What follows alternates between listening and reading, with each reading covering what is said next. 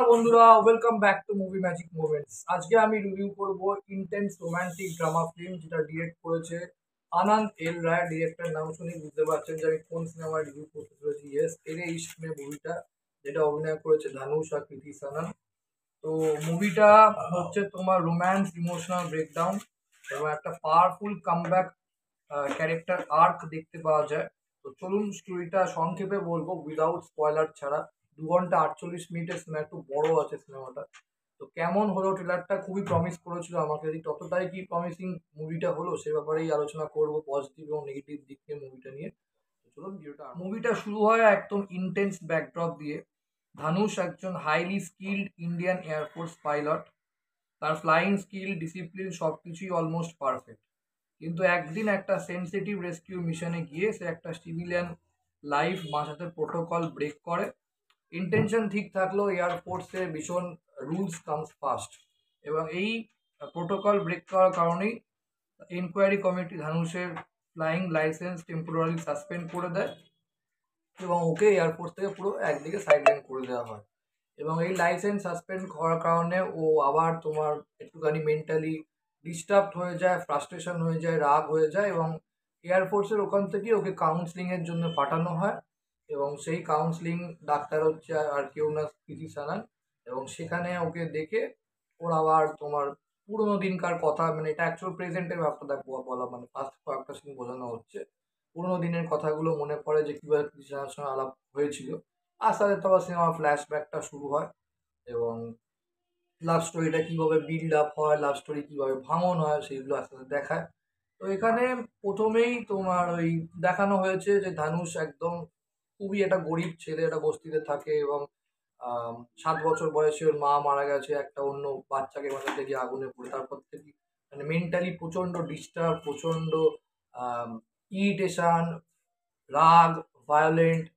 কৃতি সাননের ক্যারেক্টারটা হচ্ছে খুব একটা ইন্ডিপেন্ডেন্ট ক্যারেক্টার। ও আইএএস এর অফিসারের মেয়ে, আইএএস অফিসার, যেটা টোটাল ছবি পাঠ করছে ওর বাবা।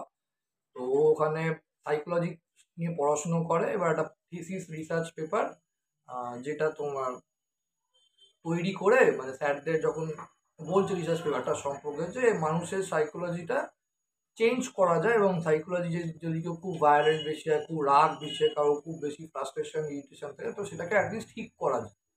তো সেইটা যখন ওর পেপারটা প্রথমে অ্যাপ্রুভাল দেয় না স্যাররা, দেন ও ঠিক করে যে প্র্যাকটিক্যাল কিছু করে দেখো। তখন ধানুষকেও অ্যাকসেপ্ট করে। মানে ধানুষকে তোমার যে ধানুষ হচ্ছে এই ক্যারেক্টারটা, মনে হচ্ছে আমি এই এটাকে যদি পার্সোনালি চেঞ্জ করতে পারি তাহলে আমার একটা পারফেক্ট এক্সাম্পল হবে, যে আমি যে ভাবছি যেটা, যে একটা মানুষকে চেঞ্জ করা যায়, ভালো করে যায় কোনো এগ্রেশন মানুষকে, তো তাহলে হয়তো স্যার আমাকে সেই অ্যাপ্রুভালটা দিয়ে দেবে। তো দেন এবার এইটার মধ্যেই তোমার মানে প্রেমে পড়ে যায় ধানুষ দিদি সায়নের।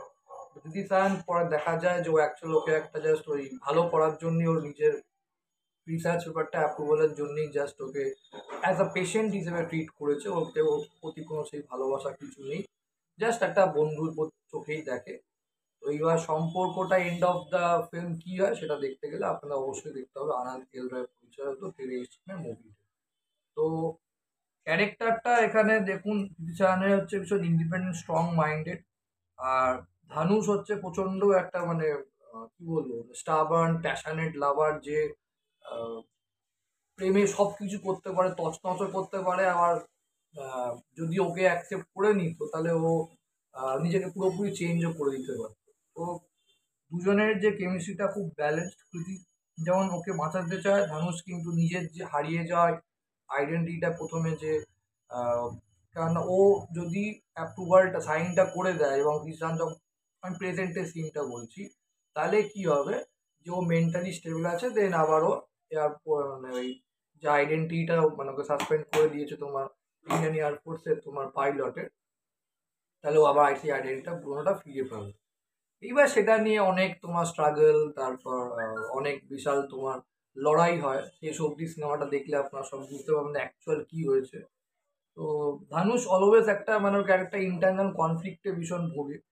তো মিড পয়েন্টে একটা টুইস্ট আছে গল্পটা, সেইটা মুভিটাকে রোম্যান্স থেকে সম্পূর্ণ একটা ইমোশনাল ড্রামাতে কনভার্ট করে। তো এইটা হচ্ছে ব্যাপার। এবং ও কৃষণের একটা মানে খুবই ইমোশনালি ড্রিভেন, এবং একদিকে যেমন স্ট্রং আর একদিকে খুব কনফিউজড এবং খুব ভীতুও আছে যাকে বলে। মানে সে ওই মানে ওকে দেখানো হচ্ছে যে ও যদি ওকে অ্যাকসেপ্ট করে তাহলে ওর হয়তো কোথাও যেন মনে হচ্ছে ওরও ওরকম মতন হয়ে যাবে। তো সেটাই মানে ধানুষের ক্যারেক্টারটা করে, শঙ্করের যে ক্যারেক্টারটাকে। তো সেই সময় যেন ও নিজের মানে সেম নিজের ভ্যালুগুলোকে খুব বেশি প্রোটেক্ট করে। তো মেন আমি একটা কথাই বলবো, এই মুভিটা হচ্ছে তাদের জন্য খুব ভালো যারা খুব সিরিয়াস, এগ্রেসিভ এবং রোমান্টিক লাভ স্টোরি পছন্দ করে তারা দেখতে যাবে। নইলে কিন্তু ওই যদি মানে খুব আমি ক্যাজুয়ালি দেখলাম বা একটা তোমার রোমান্টিক লাভ স্টোরি দেখবো তাহলে কিন্তু আমি বলবো ভুল। আমি তাদেরকে বলবো যাবেন না দেখতে, কারণ এটা একটা নর্মাল লাভ স্টোরি না। এর মধ্যে স্যাক্রিফাইস, এর মধ্যে তোমার আহ, ভালোবাসা কতটা ডেঞ্জারাস হতে পারে এবং পাগলামো আছে, অবসেশন। তারপর লাস্টে যেটা দেখানো আছে ও বলছে আমার ভালোবাসা থেকে পুরো বিশ্বাসটাই উঠে গেছে, মানে ভায়োলেন্ট, এগ্রেসিভ নেচার তোমার, মানে সব কিছু আছে। মানে সিম্পল নর্মাল ওই লাভ স্টোরি যেমন বলিউড কাইন্ড অফ মুভি হয় ওরকম না, এটা একদম ডিফারেন্ট। তো ওই মানে আর কবির সিং এর চেয়ে ওটা খুবই ভীষণ মানে এগ্রেসিভ আর ভায়োলেন্ট, মানে একদম পাগলামো অবসেশনটা মারাত্মক দেখিয়েছে বাপরে। ওইটাই স্ক্রিন প্লেটা স্মুথ, বিজিএম স্কোর পাওয়ারফুল, মিউজিকটা পুরো দারুণ হয়েছে, ব্যাকগ্রাউন্ড পুরো একদম সোল টাচিং। আর ক্যারেক্টার পারফরমেন্স, ধানুষের পারফরমেন্স পুরো টপ নচ ছিল। মানে ওর ইমোশনাল পারফরমেন্স, ওর ভেতরে যে একটা কন্টিনিউয়াসলি লড়াই চলছে ইমোশনের সাথে সেইটা, দেন যদি বলো তোমার ওর যে কষ্টটা যখন কৃষ্ণকে ছেড়ে চলে যাচ্ছে লাস্টের দিকে তোমার ও পেনটা, তো সব কিছুই মানে সাইলেন্ট ব্রেকডাউন সব কিছুই একদম টপ নচ ছিল, সব একদম খুব ন্যাচারাল। মানে যে ক্যারেক্টারটা খুব শাঙ্কার ক্যারেক্টারকে ও জীবন্ত করে তুলেছে। আর কৃষানের অ্যাক্টিং দারুণ হয়েছে, আমি বলবো কৃষান কেরিয়ারের সেরা অ্যাক্টিং করেছে। মানে যেভাবে নিজের ইমোশনস তার সব কিছুই খুব সুন্দর করে মানে ফুটিয়ে তুলেছে। পজিটিভ দিক মুভিটার ধানুষের কৃষানের পারফরমেন্স, ইমোশনাল ডেপথ প্রচন্ড, realistic military backdrop, cinematography super, heart touching songs আছে। এইবার আমার কাছে নেগেটিভ দিক যেটা লেগেছে এই মুভিটা, ফার্স্ট হাফটা খুব স্লো, সেকেন্ড হাফটা একটু শুরু হয় ফাস্ট, আবার লাস্টের দিকটা খুব স্লো। তো মুভিটা 2 ঘন্টা 48 মিনিটের জায়গায় যদি অ্যাটলিস্ট 2 ঘন্টা 15 থেকে 20 মিনিট বা 2.5 ঘন্টারও যদি হতো তাহলে ভালো হতো। লাস্টের দিকটা মনে হচ্ছিল একটু বইটাকে স্ট্রেচেড করে মানে টেনে টেনে বড় করা হচ্ছে। তো কোথাও গিয়ে ওই সময় একটু বোর লাগতে পারে, একটু খুব মানে পেসটাকে খুব স্লো রেখেছে। মানে যার জন্য কি হয়েছে ইমোশনাল এবং ক্যারেক্টারগুলো খুব হয়তো ইম্প্যাক্ট ভালো হবে অডিয়েন্সের, বাট ভীষণই স্লো। মানে লাস্টের দিকটা সেকেন্ড হাফ থেকে আমি বলবো আরো স্লো লাগছিল। আর সাপোর্টিং ক্যারেক্টারগুলোকে সেইভাবে গুরুত্ব একদমই দেওয়া হয়নি। মানে অনেকগুলো জায়গা আছে যেগুলো ঠিকঠাকভাবে এক্সপোজার হয়নি বলবো। মানে তো কৃষানের বাবার যে ক্যারেক্টারটা আমি বলছি তোমার ওই যেটা ছবি পাঠ করেছে পুরো আন্ডার ইউটিলাইজড। এছাড়া অনেক মানে সাপোর্টিং ক্যারেক্টার ঠিকভাবে মানে রাইটিং ডিপার্টমেন্টে সেই ক্যারেক্টারগুলো ঠিকঠাক একদমই হয়নি। সেই ক্যারেক্টারগুলো আরো ভালো করে লেখা যেতে পারতো, আরো স্পেস দেওয়া যেত। তারা খুব ভালো অভিনেতা যারা পাঠ করেছে। প্রকাশ রাজের ক্যারেক্টারটা আরেকটু ভালোভাবে দেখা যেতে পারতো এই বলবো। মানে ওর বাবার ক্যারেক্টার ধ্বংসের বাবা ক্যারেক্টার করেছে, তো তাকে আরো স্ক্রিন টাইম দেওয়ার উচিত ছিল আমি মনে করি। যাই হোক ওভারঅল তেরে ইশক মে একটা ইমোশনাল ড্রিভেন রোমান্টিক ড্রামা। যারা ইমোশনাল রোমান্টিক ড্রামা, মেলো ড্রামা এবং যারা খুব ট্র্যাজিক মুভি ভালোবাসে তারা আমি বলবো দেখতে যেতে পারে। আর যারা ইমোশনাল ট্র্যাজিক মিলো ড্রামা পছন্দ না করেন বা এই খুব বেশি ইন্টেন্স রোমান্টিক লাভ স্টোরি ভালো লাগে না তাদেরকে একটা কথাই বলবো তারা দেখতে যাবে না। কারণ তাদের মনে হবে একটা টাইমের পর মাথা ধরে গেছে, মাথার ওপর দিয়ে যাচ্ছে। মানে বড্ড বেশি মেলো dramatic tragic love story intense দেখানো হয়েছে। মানে ইমোশনাল গুলো খুব রিয়ালিস্টিক হয়ে গেছিল, যার মানে প্রত্যেকটা ক্যারেক্টার জীবন যেন চোখের সামনে আমাদের চারিপাশে যে ইমোশনাল ব্যাপারগুলো হয় না সেগুলো যেন চোখের স্ক্রিনে দেখছি। তো তখন যেন খুব বেশি মেন্টালি হিট করবে, আপনাদের মনে আঘাত দেবে। চোখে জল আসবে ঠিকই কিন্তু মনেও আঘাতটা দিয়ে দেবে। তখন মানে মন খুব ভার করে দেবে সিনেমাটার এন্ডিং। তো এটাই বলবো খুব ট্র্যাজেডি।